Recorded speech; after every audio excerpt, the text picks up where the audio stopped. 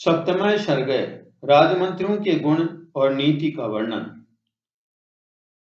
इक्ष्वाकु वंशी वीर महामना महाराज दशरथ के मंत्री जनोचित गुणों से संपन्न 8 मंत्री थे, जो मंत्र के तत्व को जानने वाले और बाहरी चेष्टा देखकर ही मन के भाव को समझ लेने वाले थे।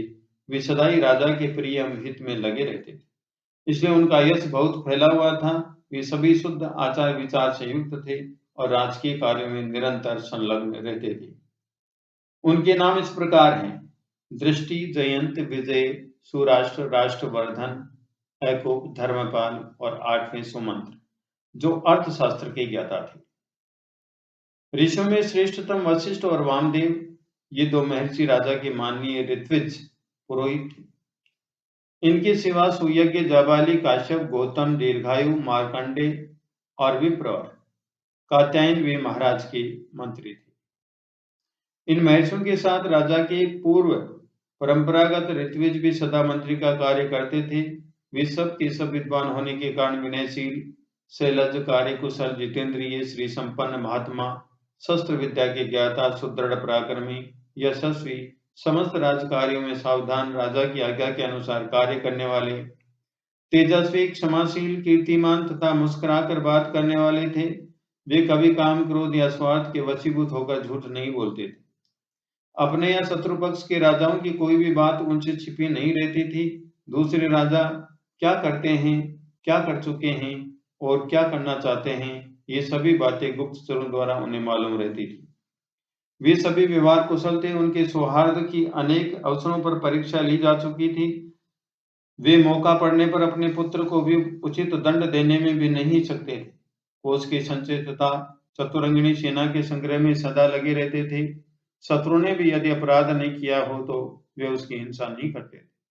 उन सब में सदा शौर्य एवं उत्साह भरा रहता था। वे राजनीति के अनुसार कार्य करते तथा अपने राज्य के भीतर रहने वाले सत्पुरुषों की सदा रक्षा करते थे। ब्राह्मणों और क्षत्रियों को कष्ट न पहुंचाकर न्यायोचित धन से राजा का खजाना भरते थे। वे अपराधी पुरुष के बलाबल को देखकर उसके प्रति तीक्ष्ण अथवा मृदु दंड का प्रयोग करते थे। उन सब के भाव शुद्ध और विचार एक थे। उनकी जानकारी में अयोध्यापुरी अथवा कौशल राज्य के भीतर कहीं एक भी मनुष्य ऐसा नहीं था जो मिथ्यावादी, दुष्ट और पर स्त्री लंपट हो। संपूर्ण राष्ट्र और नगर में पूर्ण शांति छाई रहती थी।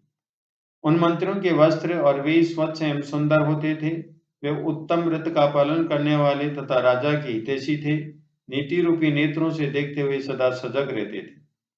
अपने गुणों के कारण वे सभी मंत्री गुरुतुल्य, समादरणीय, राजा के अनुग्रह पात्र थे। अपने पराक्रमों के कारण उनकी सर्वत्र ख्याति थी। विदेशों में भी सब लोग उन्हें जानते थे।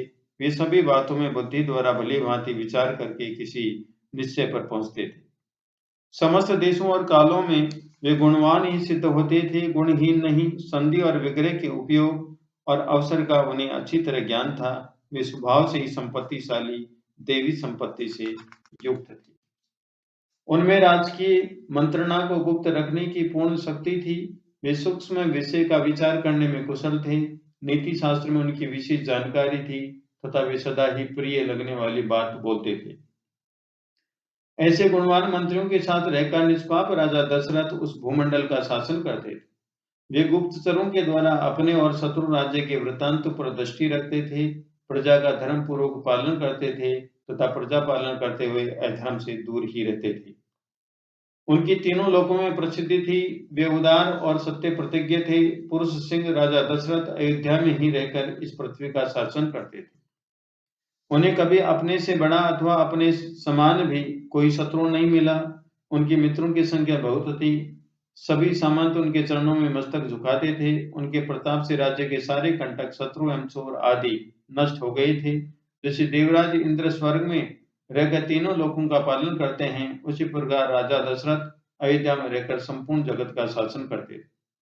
उनके मंत्री मंत्रणा को गुप्त रखने तथा राज्य के हित साधन में संलग्न रहते थे। वे राजा के प्रति अनुरक्त, कार्यकुशल और शक्तिशाली थे। जैसे सूर्य अपनी तेजोमयी किरणों के साथ उदित होकर प्रकाशित होते हैं, उसी प्रकार राजा दशरथ उन तेजस्वी मंत्रियों से घिरे रहकर बड़ी शोभा पाते थे। जय श्री राम।